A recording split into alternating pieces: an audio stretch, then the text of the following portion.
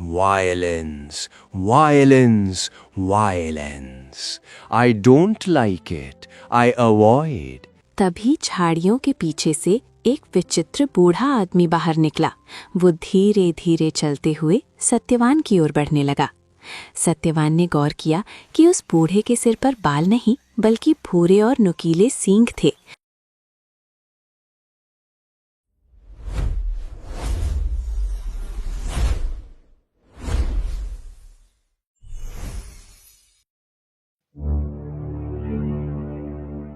सत्यवान, जरा इस खाली बर्तनों की ओर भी नजर डालिए। आखिर कब तक हम उम्मीद के सहारे ही जिंदा रहेंगे? पूरे गांव में हमारी ही ऐसी बदकिस्मत चौखट है जहां महीने के 15 दिन चूल्हा केवल राख उगलने के लिए जलता है। पड़ोस की स्त्रियां नए कपड़ों और गहनों की बात करती है और मैं यहाँ 2 वक्त की रोटी के लिए तरसती रहती हूँ। भाग्यवान, तुम जानती हो कि मैं मेहनत करने में कोई कसर नहीं छोड़ता। सुबह सूरज निकलने से पहले जंगल जाता हूँ और शाम ढले भारी बोझ उठाकर लौटता हूँ। लकड़ी काटना ही मेरा पुरखों का हुनर है और इसी से हमारा गुजारा चलता है। वक्त बुरा है, मैं मानता हूँ, पर मेहनत का फल कभी ना कभी तो मिलता ही है। तुम चिंता मत करो, मैं आज जंगल के उस हिस्से में जाऊंगा जहाँ की लकड़ियाँ शहर के बाजार में ऊंचे दामों पर बिकती हैं। बस तुम थोड़ा धैर्य रखो, भगवान सब ठीक कर देगा। धैर्य? पिछले 10 सालों से मैं धैर्य का ही घूंट पीकर जी रही हूँ। सत्यवान, आपकी ये बातें अब मुझे दिलासा नहीं, जख्म देती है। लकड़ी काटने के अलावा दुनिया में बहुत से काम हैं। आप किसी जमींदार के यहाँ मजदूर क्यों नहीं बन जाते, या फिर शहर जाकर कोई ढंग की नौकरी क्यों नहीं ढूंढते? लकड़ी काटकर आप केवल अपना कंधा तोड़ रहे हैं, गरीबी नहीं। मैं अब इस भूख को बर्दाश्त नहीं कर सकती। मुझे बस इतना चाहिए कि हम दोनों रात को चैन की नींद सो सके, बिना इस डर के कि कल सुबह क्या खाएंगे। ठीक है भाग्यवान, अगर तुम्हें लगता है कि मेरी मेहनत काफ़ी नहीं है तो मैं आज से ही दूसरे काम की तलाश शुरू कर दूंगा। मैं लकड़ियां काटने के साथ साथ गांव के ज़मींदार से भी बात करूंगा कि क्या उनके पास मेरे लिए कोई और काम है। मैं नहीं चाहता कि तुम्हारी आंखों में कभी भी दुखों के बादल छाएं। मैं वादा करता हूं कि मैं हार नहीं मानूंगा। बस आज का दिन किसी तरह काट लो। शाम को जब मैं लौटूंगा तो शायद कोई अच्छी खबर लेकर आऊं। अब मुस्कुरा दो, तुम्हारी मुस्कान ही मेरी असली पूंजी है। तभी अचानक दरवाजे पर हल्की सी दस्तक हुई।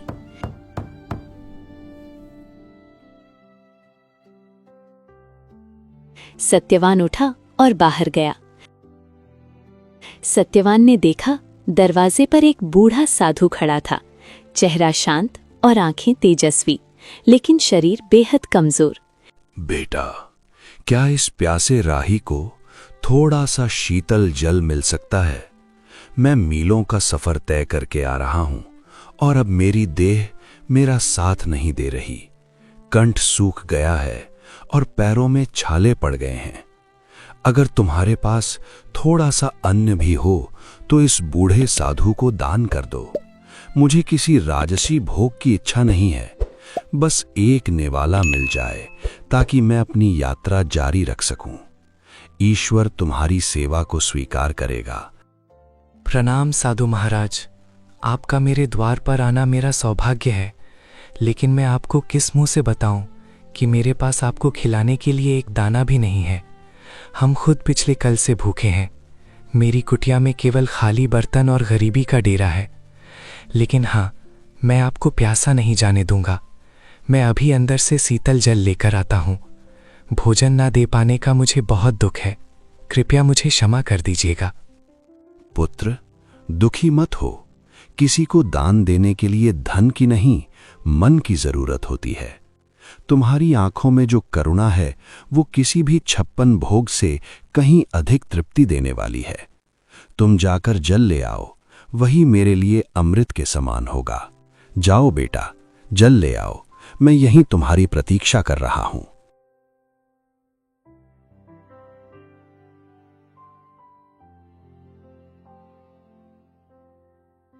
सत्यवान ने जैसे ही प्यासे योगी को जल पिलाया, योगी का चेहरा चमक उठा।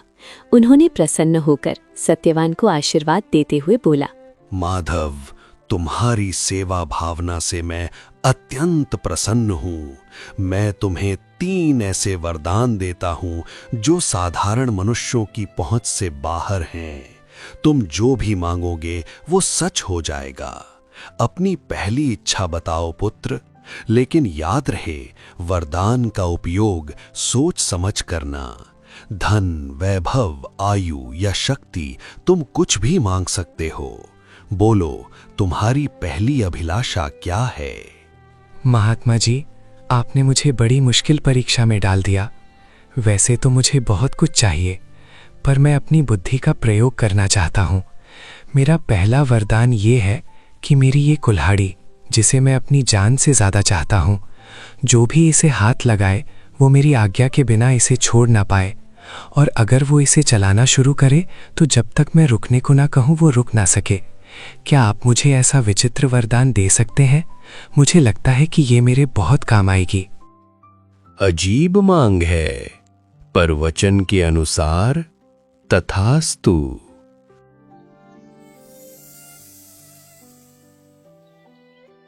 तुम्हारी कुल्हाड़ी अब तुम्हारी आज्ञा की गुलाम है। अब बिना समय गवाए अपनी दूसरी इच्छा प्रकट करो। याद रखना, तुम्हारे पास केवल 2 और मौके बचे हैं। क्या तुम्हें सोने की खदानें चाहिए या फिर कोई ऐसा महल जो बादलों को छूता हो? संसार की हर सुख सुविधा तुम्हारे कदमों में हो सकती है सत्यवान। बस एक बार अपने मन की बात कहो और चमत्कार देखो। महात्मा जी, मैं दूसरी इच्छा के लिए मैं इस पुरानी लकड़ी की कुर्सी को चुनता हूँ। मैं चाहता हूँ कि जो कोई भी इस कुर्सी पर जो भी व्यक्ति एक बार बैठ जाए, वो मेरी अनुमति के बिना यहाँ से हिल तक ना सके। वो इस कुर्सी से ऐसा चिपक जाए जैसे पत्थर पर लकीर। चाहे कोई कितना भी बलवान क्यों ना हो, मेरी मर्जी के बिना उसका उठना नामुमकिन हो जाए। बस यही मेरी दूसरी विनती है। मुझे विश्वास है कि आप मेरी इस इच्छा को भी पूरा करेंगे। तुम्हारी सोच किसी आम आदमी जैसी नहीं है सत्यवान। ये वरदान भी तुम्हें दिया।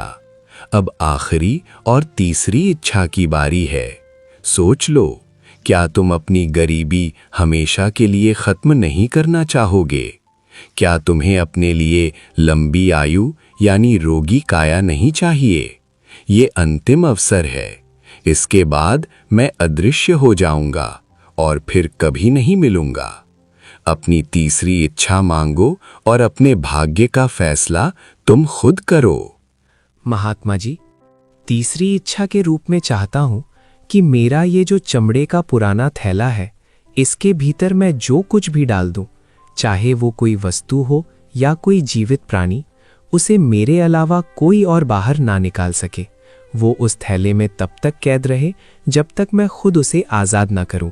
यही मेरी तीसरी और अंतिम मांग है। तुम्हारी सोच किसी आम आदमी जैसी नहीं है सत्यवान। विचित्र मांगे हैं, पर वचन के अनुसार तथास्तु। तुम्हारी तीनों मांगे पूरी हुई। याद रखना, वरदान तभी काम आते हैं जब उनका उपयोग सही समय पर हो।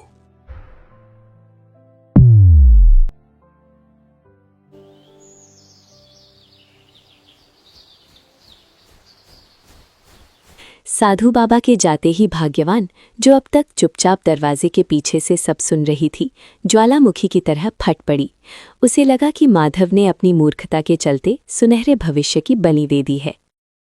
वाह सत्यवान, क्या गजब की बुद्धिमानी दिखाई है आपने। साक्षात देवता हमारे द्वार पर आकर कह रहे थे कि धन मांग लो, सुख मांग लो, पर आपने क्या मांगला? कुल्हाड़ी, कुर्सी और थैला। क्या इन बेजान चीजों से मेरा पेट भरेगा? क्या इन वरदानों से हमारी सिर की छत पक्की हो जाएगी? मैं यहाँ दाने दाने को तरस रही हूँ और आपने फालतू वरदान मांग लिया। भाग्यवान, तुम जो देख रही हो वो केवल साधारण चीजें हैं, पर मैं जो देख रहा हूँ वो एक सुरक्षा कवच है।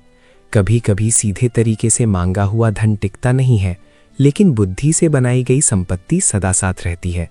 तुम मुझ पर भरोसा रखो, ये 3 वरदान हमें वो सब कुछ दिलाएंगे जो तुम चाहती हो। मैंने जो मांगा है उसके पीछे गहरा रहस्य है, जो वक्त आने पर तुम्हें समझ आ जाएगा। फिलहाल शांत हो जाओ, क्योंकि आने वाला समय बहुत बड़ी चुनौतियां लेकर आने वाला है। पत्नी के तानों से परेशान होकर सत्यवान अपनी कुल्हाड़ी लेकर चंदनपुर के सबसे बड़े और डरावने जंगल की ओर निकल पड़ा। दोपहर की तेज धूप पेड़ों की घनी छांव को चीरने की कोशिश कर रही थी। माधव एक पुराने बरगद के पेड़ के नीचे बैठ गया। उसका मन अशांत था और पेट में बहुत तेज भूख की आग जल रही थी। उसे लग रहा था कि शायद उसने सच में वरदान मांगने में गलती कर दी। हे भगवान, क्या मेरी किस्मत में हमेशा ठोकरें खाना ही लिखा है? भाग्यवान सही कह रही थी। अगर मैं उस साधु महाराज से सोने की मोहरें मांग लेता तो कम से कम आज मुझे इस तरह भटकना तो नहीं पड़ता। पेट में अन्न का दाना ही नहीं, जंगल में भी अब सूखी लकड़ियां मिलना भी बहुत मुश्किल हो गया है। ऐसा लगता है जैसे ये पेड़ भी मेरी गरीबी का मजाक उड़ा रहे हैं। समझ नहीं आता कि मैं घर वापस किस मुंह से जाऊंगा। वहां तो सिर्फ खाली बर्तन और पत्नी की शिकायतें मेरा इंतजार कर रही हैं। तभी झाड़ियों के पीछे से एक विचित्र बूढ़ा आदमी बाहर निकला। वो धीरे धीरे चलते हुए सत्यवान की ओर बढ़ने लगा। सत्यवान ने गौर किया कि उस बूढ़े के सिर पर बाल नहीं बल्कि भूरे और नुकीले सींग थे, जो किसी जंगली जानवर की तरह टेढ़े मेढ़े ऊपर की ओर निकले हुए थे। अरे ओ नौजवान, इतना उदास होकर इस वीराने में क्यों अकेले बैठे हो? तुम्हारी आहें तो इस जंगल के पत्तों को भी सुखा रही हैं। क्या बात है? क्या तुम्हारी पत्नी ने तुम्हें घर से निकाल दिया है, या फिर ये गरीबी का भूत तुम्हारा पीछा नहीं छोड़ रहा? देखो, मैं इस जंगल का पुराना निवासी हूँ और मैं लोगों के दुख भांप लेता हूँ। तुम्हारी हालत देखकर मुझे तुम पर दया रही है। अगर तुम चाहो तो मैं तुम्हारी सारी गरीबी एक पल में दूर कर सकता हूँ। बस तुम्हें मेरी एक छोटी सी शर्त माननी होगी। बोलो, क्या तुम अपनी किस्मत बदलना चाहते हो? प्रणाम महानुभाव। आप अचानक इस घने जंगल में कहाँ से आ गए, और आपको कैसे पता चला कि मैं अपनी पत्नी से परेशान होकर यहाँ बैठा हूँ? आपकी बातें सुनकर मुझे डर लग रहा है। और ये आपके सर पर शिंग, आप कोई साधारण मनुष्य तो नहीं लगते। आप कहीं मायावी राक्षस तो नहीं, जिसकी कहानियां हमारे बुजुर्ग सुनाया करते थे, जो लोगों को लालच में फंसाकर उनका सब कुछ छीन लेता है? मुझे आपसे बात करने में डर लग रहा है। फिर भी मेरी जिज्ञासा शांत कीजिए कि आप आखिर कौन और मुझसे क्या चाहते हैं? तुम तो बहुत चतुर निकले लकड़हारे। तुमने सही पहचाना। मैं इस मायावी जंगल का स्वामी हूं। लेकिन तुम डरो मत, मैं तुम्हें चोट पहुंचाने नहीं बल्कि तुम्हारी झोली भरने आया हूं। देखो, मेरे पास सोने की मोहरों से भरी ये 3 थैलियां हैं। इन्हें ले जाओ और अपनी पत्नी के सारे सपने को पूरा करो। अच्छा खाना खाओ, अच्छे वस्त्र पहनो और इस झोपड़ी की जगह महल बना लो। बदले में मुझे बस इतना चाहिए कि आज से ठीक 1 साल बाद तुम्हें मेरे साथ मेरे लोक में चलना होगा और मेरी गुलामी करनी होगी। 1 साल की पूरी आजादी और बेहिसाब दौलत। सोच लो, सौदा बुरा नहीं है। सत्यवान समझ गया था कि ये शैतानी राक्षस उसे अपनी जाल में फंसाना चाहता है, लेकिन घर की गरीबी और अपनी पत्नी के तानों को याद कर उसका मन डोल गया। उसने सोचा कि क्यों ना अभी ये धन ले लिया जाए और बाद में साधु बाबा के दिए हुए वरदानों का इस्तेमाल करके इस राक्षस से निपटा जाए। मालिक, बात तो आपकी सही है। इस तरह रोज रोज भूखे मरने से तो अच्छा है कि 1 साल तक राजाओं जैसी जिंदगी जी ली जाए। वैसे भी मेरी पत्नी को हमेशा मुझसे शिकायत रहती है कि मैं उसके लिए कुछ नहीं कर पाता। कम से कम इन मोहरों से उसे 1 साल की खुशियां तो मिल पाएंगी। पर मुझे डर है कि 1 साल बाद जब आप मुझे लेने आएंगे तो मेरी पत्नी और बच्चों का क्या होगा। खैर, जो होगा सो देखा जाएगा। मैं आपसे इस सौदे के लिए तैयार हूँ। मुझे वो सोने की थैलियाँ दे दीजिए ताकि मैं अपनी गरीबी को दूर कर सकूँ, और 1 साल बाद मैं आपके साथ चलने का वादा करता हूँ। बहुत खूब, मुझे तुम्हारी बुद्धिमानी पसंद आई। ये लो सोने की 3 थैलियां। इनमें इतनी दौलत है कि तुम 7 जन्मों तक काम करने की कोई आवश्यकता नहीं। जाओ और अपनी जिंदगी के हर पल का आनंद लो, ऐश करो, दान पुण्य करो, या जो जी में आए वो करो। लेकिन याद रखना लकड़हारे, मैं ठीक 1 साल बाद इसी जगह इसी वक्त तुम्हें लेने आऊंगा। अगर तुमने भागने की कोशिश की तो मेरा प्रकोप पूरे गांव को भस्म कर देगा। अब जाओ और अपनी पत्नी को ये खुशियां दे दो। हमारी मुलाकात अब 1 साल बाद होगी। तब तक के लिए विदा। सत्यवान भारी मन और भारी थैलियों के साथ घर लौटा। उसने रास्ते से ढेर सारी मिठाइयाँ, फल और नए कपड़े खरीदे। भाग्यवान, ओ मेरी भाग्यवान, देखो मैं तुम्हारे लिए क्या लाया हूँ। अब तुम्हें कभी भूखा नहीं सोना पड़ेगा और ना ही उन फटे हुए कपड़ों में रहना होगा। देखो, मैं बाजार से तुम्हारे लिए नए रेशमी वस्त्र और सबसे बढ़िया पकवान लाया हूँ। और ये देखो, सोने की मोहरों से भरी थैलियाँ। अब हम इस पुरानी कुटिया को तोड़कर एक आलीशान महल बनाएंगे। पूरे ढोलकपुर में हमारे जैसा अमीर कोई नहीं होगा। अब मुस्कुराओ और अपनी इस नाराज़गी को हमेशा के लिए छोड़ दो, क्योंकि तुम्हारे पति ने तुम्हारी सारी इच्छाएं पूरी करने का रास्ता ढूंढ लिया है। अरे, ये सब क्या है सत्यवान? सुबह तो आपके पास एक कौड़ी नहीं थी और अभी दोपहर ढलते ही आप सोने की थैलियां लेकर आ गए।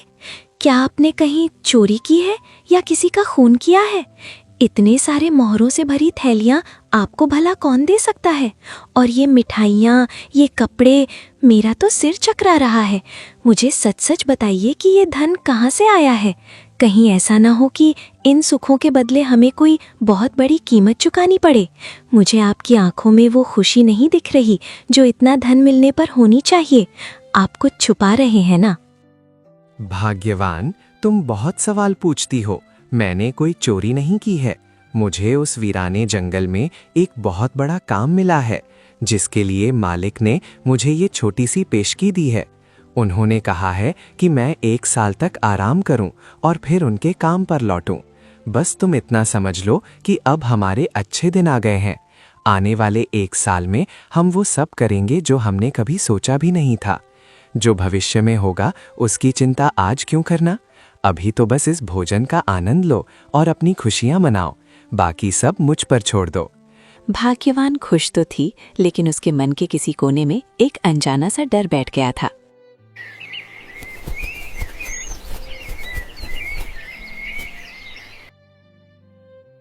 सत्यवान, आज साल का आखिरी दिन है और आप सुबह से पागलों की तरह इस पुरानी कुल्हाड़ी को क्यों घूर रहे हैं? हमारे पास अब किसी चीज की कमी नहीं है, फिर भी आप इस फटी पुरानी कुल्हाड़ी और लकड़ी की बेकार कुर्सी को अपनी जान से ज्यादा संभाल कर रखते हैं। मुझे सच सच बताइए कि वो मालिक कौन है जिसने आपको इतना धन दिया, और आज वो आपको कहाँ ले जाने वाला है? आपकी चुप्पी मुझे अंदर ही अंदर खाई जा रही है। क्या हम हमेशा के लिए जुदा होने वाले हैं? अगर ऐसा है तो मुझे ये धन दौलत नहीं चाहिए, मुझे बस अपने पति का साथ चाहिए। क्या आप मुझ पर इतना भी भरोसा नहीं करते कि अपनी परेशानी मुझे बता सके? भाग्यवान, तुम व्यर्थ ही परेशान हो रही हो। मैंने तुम्हें पहले भी कहा था कि समय आने पर सब पता चल जाएगा। आज वो घड़ी आ गई है।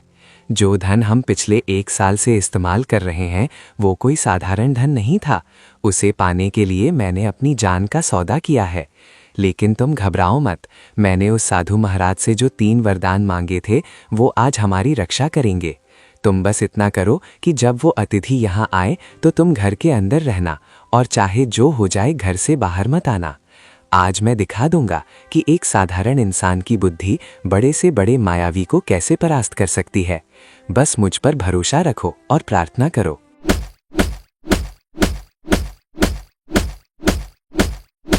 हाँ लकड़हारे, तुम्हारा समय समाप्त हुआ।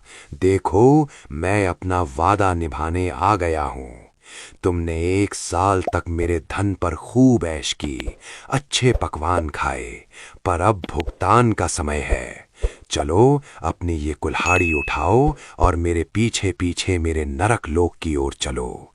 वहां तुम्हें अनंत काल तक मेरी गुलामी करनी होगी। जल्दी चलो, अब देर मत करो। मेरी भूख बढ़ती जा रही है और मुझे इंसानों को तड़पाने में बड़ा मजा आता है। क्या तुम तैयार हो अपने मालिक के साथ चलने के लिए, या फिर मुझे तुम्हें घसीट कर ले जाना पड़ेगा? अपनी पत्नी से विदा ले लो, क्योंकि अब तुम उसे कभी दोबारा नहीं देख पाओगे। प्रणाम मालिक, आप आ गए। मैं तो आपका ही इंतजार कर रहा था। भला मैं अपने वादे से कैसे मुकर सकता हूँ? मैं आपके साथ चलने के लिए बिल्कुल तैयार हूँ। आखिर आपने मुझे 1 साल तक राजाओं वाली जिंदगी जो दी है। लेकिन मालिक, जाने से पहले मेरी आपसे एक छोटी सी विनती है।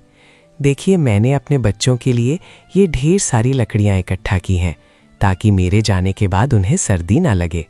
बस इतनी सी लकड़ियाँ काटनी बाकी रह गई हैं।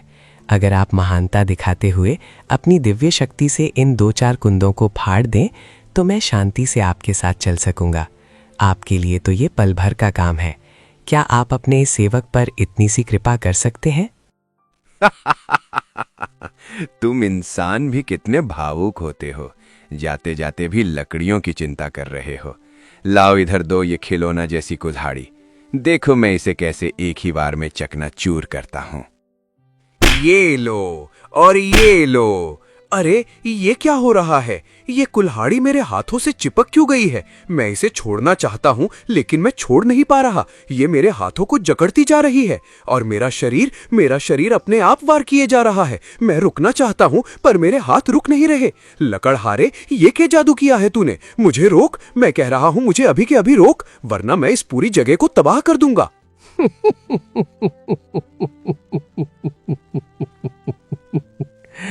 अरे मालिक, आप तो बहुत जल्दी थक गए। आप तो कह रहे थे कि ये आपके लिए बच्चों का खेल है। काटिए मालिक, अभी तो बहुत सारी लकड़ियां काटनी बाकी हैं। आप शायद भूल गए, इस कुल्हाड़ी को जो भी पकड़ता है वो मेरी आज्ञा के बिना इसे छोड़ नहीं सकता, और जब तक मैं ना कहूँ वो रुक भी नहीं सकता। अब काटते रहिए लकड़ियां पूरी रात। मुझे तो अब नींद आ रही है, मैं जाकर थोड़ा आराम करता हूँ। जब आप थक कर चूर हो जाएं और आपकी हड्डियां जवाब देने लगे, तब मुझे पुकारिएगा। तब तक इस मुफ्त की मजदूरी का आनंद लीजिए, महाबली राक्षस राज। सत्यवान, बेटा सत्यवान, मुझे बचा ले, मैं हार गया। तुम्हारी बुद्धि के आगे मेरी माया फेल हो गई। मेरे हाथ अब फटने वाले हैं, मेरा दम घुट रहा है। कृपया मुझे अपनी इस कुल्हाड़ी के चंगुल से आज़ाद कर दो। मैं कसम खाता हूँ कि मैं तुम्हें अभी नहीं ले जाऊँगा। मैं तुम्हें 1 और साल की मोहलत देता हूँ और साथ में 3 और सोने की थैलियाँ भी दूंगा। बस मुझे इस नरक से निकालो। मैं अब एक पल भी ये कुल्हाड़ी नहीं चला सकता। मुझ पर दया करो। अच्छा, तो अब आप रास्ते पर आए। 1 साल की मोहलत और सिर्फ 3 थैलियां। नहीं नहीं मालिक, इतना कम तो मेरी मेहनत का हर्जाना भी नहीं है। अगर आप आज़ाद होना चाहते हैं तो आपको मुझे 5 थैलियां सोने की मोहरें देनी होंगी और वादा करना होगा कि आप आने वाले 2 साल तक इधर नजर भी नहीं आएंगे। अगर मंजूर है तो मैं कुल्हाड़ी को रुकने का आदेश दूं। मंजूर है, मुझे सब मंजूर है। 5 क्या, तुम 10 थैलियां ले लो, पर मुझे इस जादुई कुल्हाड़ी से छुड़ाओ। मैं अगले 2 साल तक इस गांव की सीमा में भी कदम नहीं रखूंगा। ये लो तुम्हारी सोने की थैलियां। मैंने अपनी माया से उन्हें तुम्हारे आंगन में प्रकट कर दिया है। अब बस इस कुल्हाड़ी को रुकने को कहो, मेरी शक्ति अब जवाब दे रही है। सत्यवान ने कुल्हाड़ी को रुकने का आदेश दिया। कुल्हाड़ी तुरंत राक्षस के हाथ से छूटकर नीचे गिर गई। राक्षस बिना पीछे मुड़े वहां से भाग खड़ा हुआ। समय का पहिया अपनी गति से चलता रहा और देखते ही देखते 2 साल का लंबा अरसा बीत गया। सत्यवान, आज 2 साल पूरे होने को है। पिछली बार आपने उस राक्षस को अपनी जादुई कुल्हाड़ी से धूल चटा दी थी, लेकिन मुझे डर है कि वो इस बार और भी ज्यादा तैयारी के साथ आएगा। क्या आपको नहीं लगता कि हमें ये गांव छोड़कर कहीं दूर चले जाना चाहिए? ये ऐशो आराम, ये महल सब बेकार हैं अगर आप सुरक्षित नहीं हैं। मेरी रातों की नींद उड़ गई है। हर आहट पर मुझे वही भयानक चेहरा याद आता है। भाग्यवान, तुम व्यर्थ ही अपने मन को अशांत कर रही हो। भय शत्रु की सबसे बड़ी ताकत होती है और मैं उसे ये शक्ति नहीं देना चाहता। मैंने उन महात्मा से जो वरदान मांगे थे वो केवल खिलौने नहीं थे, बल्कि आत्मरक्षा के अचूक अस्त्र थे।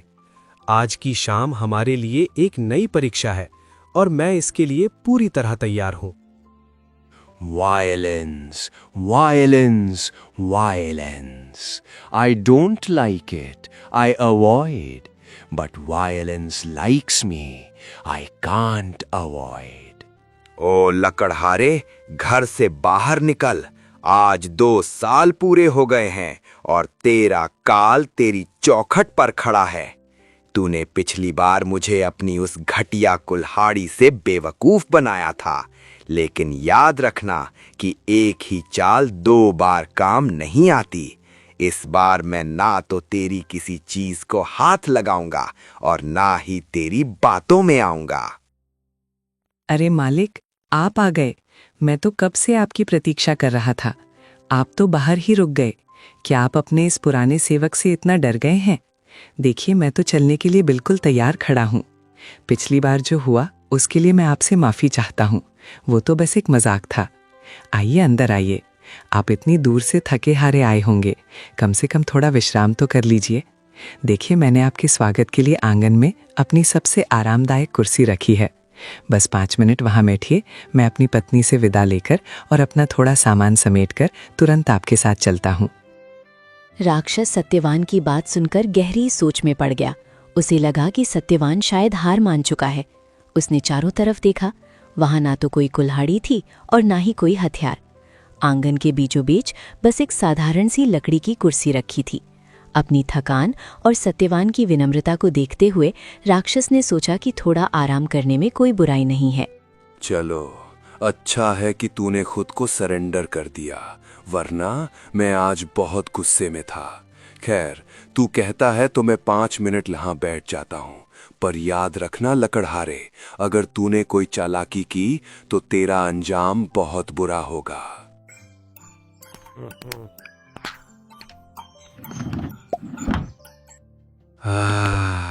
ये कुर्सी तो सच में बहुत ही आरामदायक है।